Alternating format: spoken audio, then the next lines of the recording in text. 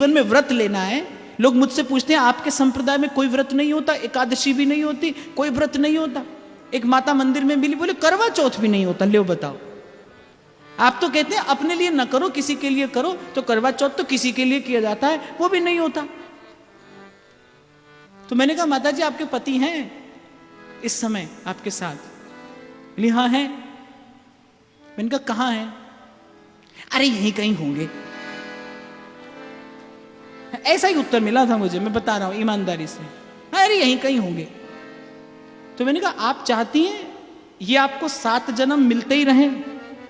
और मैंने कहा झूठ ना बोलिएगा, आप ठाकुर जी के सामने खड़ी हैं वृंदावन धाम में।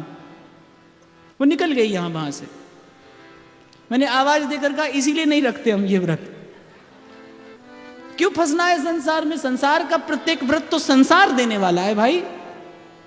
अगर व्रत लेना है ना जीवन में तो फिर एक लीजिए, बने तो रघुवर पे बने, बिगड़े तो भरपूर, जो रघुवर को ना रुचे, वावन में धूर,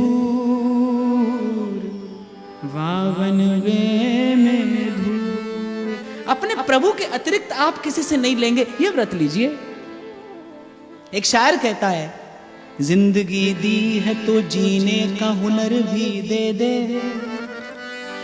गुफ्तगू दी है तो बातों में असर भी दे दे, मैं किसी और के हाथ से समंदर भी न लूं, एक कतरा भी समंदर है तू अगर दे दे, एक कतरा भी समंदर। अरे व्रत निभाने के लिए लिया जाता है, खोलने के लिए नहीं। आप तो व्रत लेते ही हैं खोलने के लिए। एकादशी के दिन प्रतीक्षा ही रहती है कब पारण हो व्रत का। उस दिन भजन हो के नहीं, पर भोजन का भजन जरूर होता है। दिन भर मन रहता है रसोई में आज क्या पकेगा, एक दिन पहले से तैयारी शुरू हो जाती, कल एकादशी है। पहले समझ तो लीजिए उपवास का अर्थ क्या होता है। उपवास का अर्थ क्या होता है? उप का अर्थ होता है निकट और वास का अर्थ होता है बैठना। भगवान के निकट भाव से बैठने का नाम उपवास है। अरे एक एक श्वास में व्रत लीजिए ना। अगर व्रत लेना है तो फिर लीजिए मेरे साथ, आज ही लीजिए। सांसों की माला पे सिमरूं मैं पी का नाम, सांसों की माला पे सिमरूं मैं पी का नाम। आधे अधूरे धर्म में मेरी कोई श्रद्धा नहीं। बात दोहराऊंगा मैं अपनी बात, न लीजिए गिन के नाम उसका जो बेहिसाब देता है। ईश्वर के भरोसे पग धरिए, ईश्वर के भरोसे। सूरदास कहते जो हम भले बुरे सो तेरे, दावा रखता है भक्त ईश्वर पे अपना। कहां जाएंगे? आपको छोड़कर कहां जाएंगे? और अभ्यास होता है भाई आपके मन को, जहां से आप आरंभ करते हैं पहला पग सही दिशा में पड़े बहुत आवश्यक है। हमारे शंभू जी ने तबला बजाना सीखा। मैं आपको अनुभव की बात बता रहा हूं, ऐसे आपको अच्छे से समझ आ जाएगा। तो तबले में क्या होता है कि पहले पहले कुछ बोल बजाने सिखाए जाते हैं, ठीक है भाई। एक बोल होता है जिसे ना कहते हैं, बजा के दिखाओ। और अगर आप पहले ही बोल को ठीक बजाना नहीं सीखे तो आप जीवन भर कभी भी शुद्ध रूप से तबला नहीं बजा सकते। अब शंभू जी को मिल गए एक गुरु जी, जिन्होंने कहा कि है तो ये ना, लेकिन वो था कुछ और। अब इन्होंने भी सीख लिया। अब वैसे तो ये गुणी आदमी है, पर आज तक भी जब ये ना बजाते हैं तो वो अशुद्ध ही होता है। खैर इन्हें तो तबला बजाना नहीं था, इन्हें तो बजवाना था। तो प्रभु ने कहा कोई बात नहीं, चिंता नहीं, पर ये आज तक भी जब तक बजाते हैं ना तो वो अशुद्ध होता है। जब आप पहला पग गलत प्रकार से रखते हैं तब आपकी यात्रा उसी दिशा में आगे बढ़ती है। इसीलिए मैं अपनी बात पर अडिग हूं, नहीं है आवश्यकता गिन के नाम लेने की। लीजिए। अरे प्रभु से कहिए प्रभु क्यों आधा अधूरा स्वीकार करते हैं मुझे? नामदेव की कुटिया में आग लगती है, आधी कुटिया जल रही है, पड़ोसी आग बुझाने का प्रयास कर रहे हैं। नामदेव अपनी आधी कुटिया में पड़ा सामान उठाते हैं, विठ्ठल विठ्ठल विठ्ठला पांडुरंग विठ्ठला, विठ्ठल विठ्ठल विठ्ठला पांडुरंग विठ्ठला। उठाते हैं और जिस ओर कुटिया जल रही है उस ओर डालते हैं। गांव के लोग कहते हैं अरे पगला गया है, अरे बौरा गया है, अरे नामदेव हम तेरी सहायता करने आए हैं और तू अपनी कुटिया का सामान डाल रहा है। नामदेव कहते हैं मेरे विठ्ठल मुझे आधा स्वीकार कैसे कर सकते हैं?